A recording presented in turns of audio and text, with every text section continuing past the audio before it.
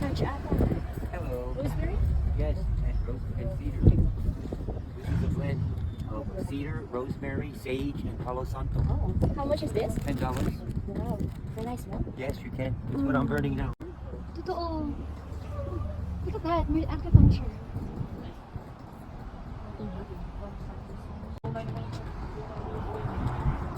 About 19.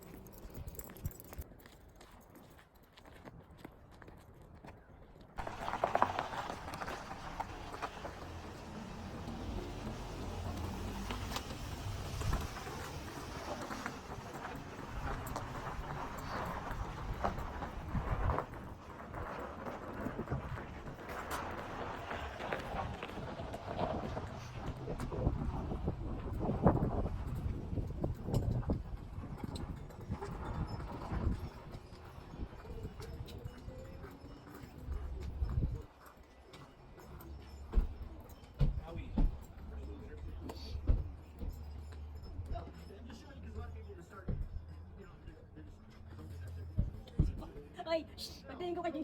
Nagulat pa ako. Papapicture. Talaga.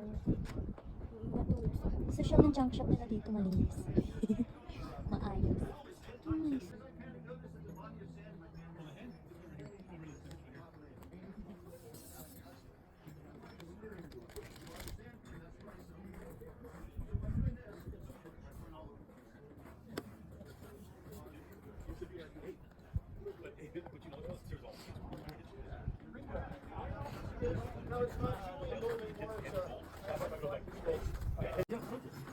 So very good. And of course, you know, when you find the gold, you shout Eureka!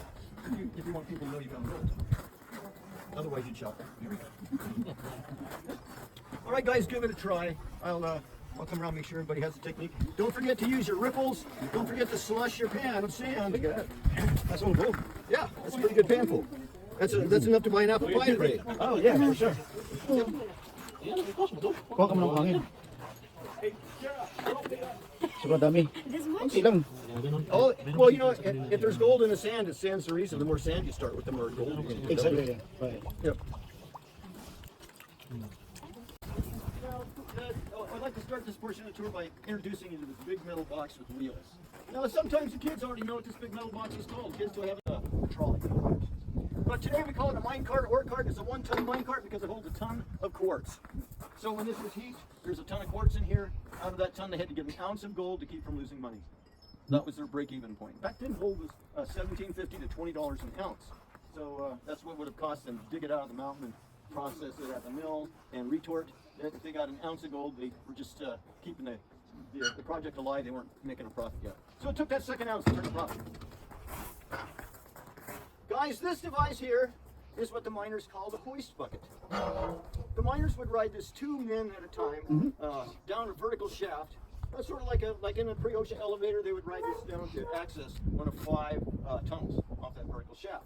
They would go into one of those tunnels to fill this up with quartz. Don't enter mine.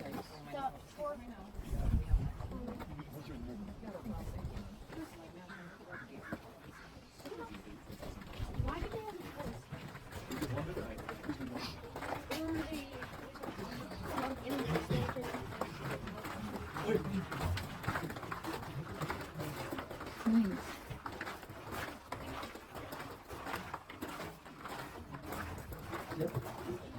Actually, this was the original entrance to the mine.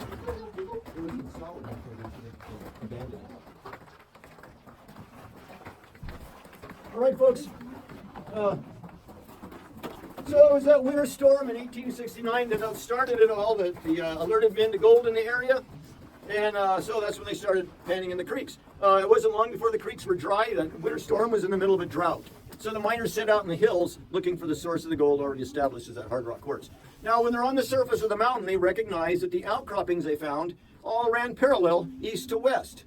And once they realized that, they engineered this tunnel to cut across them at a perpendicular. So this is called a crosscut. It's cutting across those parallel pockets of quartz. When they find a pocket they like, when they encounter a pocket they like, they will then pursue it and create what they call a drift tunnel. So the miners drift with the quartz. So they create a drift tunnel as they're digging out that quartz. So drift tunnel and crosscut, folks. This is the quartz they needed to dig a ton of right here to get to an ounce of gold. On either side is that metamorphic rock. Didn't really have any gold to speak of in here. So they had to dig 10 ton of this metamorphic rock to get to 1 ton of quartz, to get to 1 ounce of gold. So a lot of digging to do to get to that first ounce of gold, folks.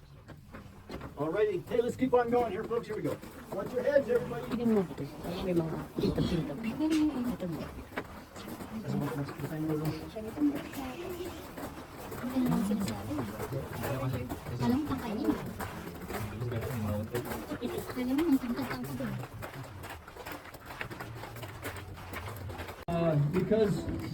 Because it looked like a star to the miners, the shape of that folded quartz pocket. So this is called a compression fold by the geologists, which is just a fancy name for a dent in the rock created by that tectonic collision. So they named this a star vein because of the looks, but it turned out to be a star for a different reason. The star vein drift tunnel, about 140 feet back, was yielding up to 10 ounces of gold per ton of quartz. So that was their richest find in the entire mountain, back here about 140 feet. Their mother lode was back there. So it's basically 100 times more than it was back then.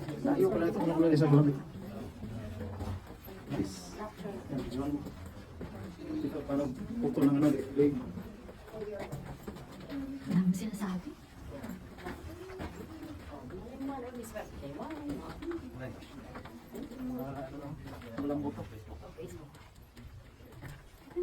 Ikaw.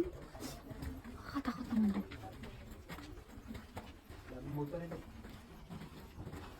Galing. Nice.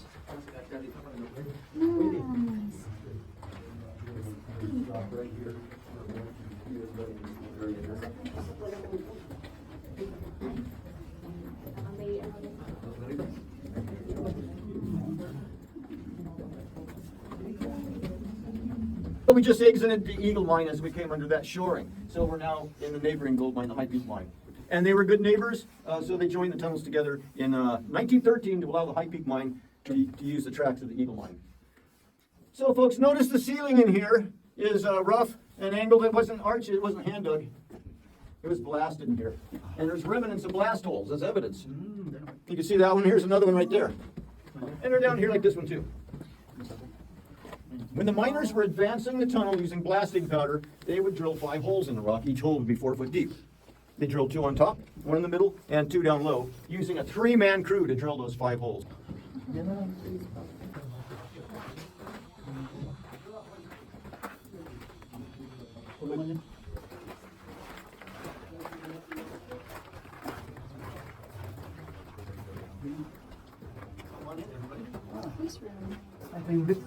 This is the hoist machine.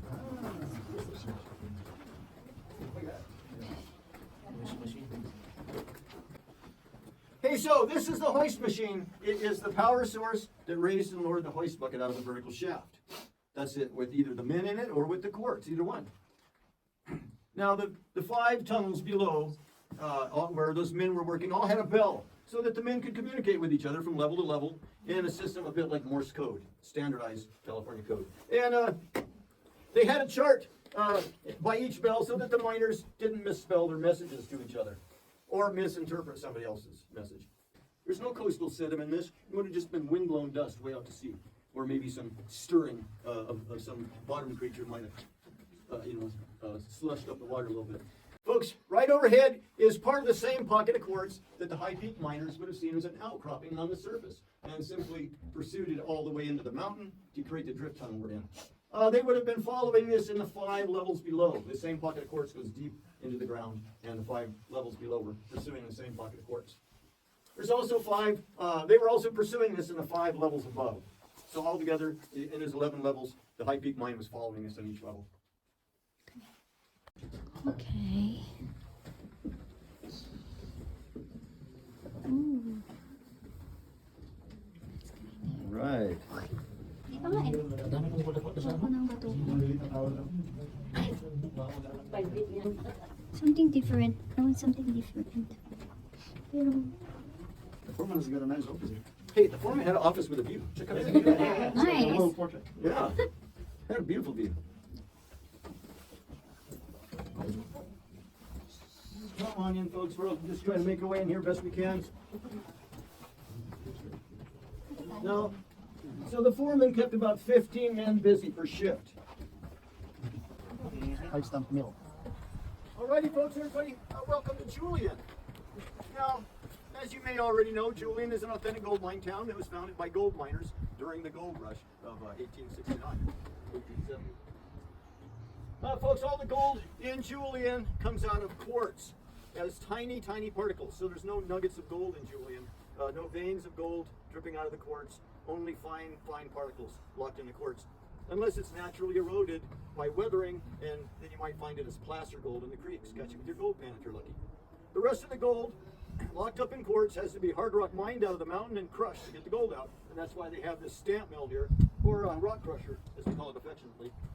Now this is a 5 stamp mill. Some areas you might have, in a busier location, you might have a 40 stamp mill or more. But a 5 stamp mill crushed about 10 ton of quartz a day at the 24-hour period. Now, each of those 5 stamp rods weigh 1,250 pounds. So they're massive, massive hammers. Each of those stamp rods have this hammerhead on the bottom of each. And it comes down, lands on this anvil, crushing that quartz to an extremely fine consistency.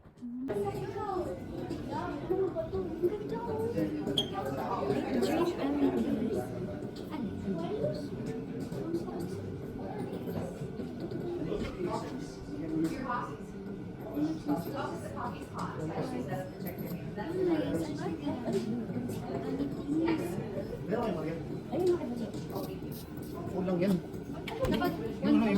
Yung quarter, yung mga quarters. Tsaka 10 cents. Meron 25.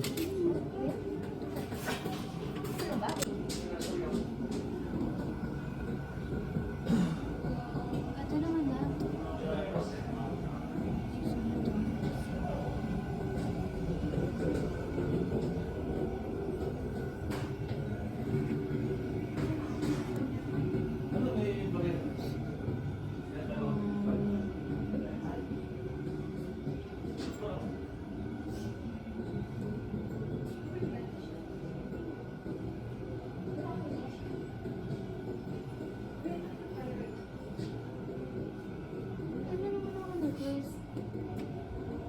In-necklace mo na yung rose.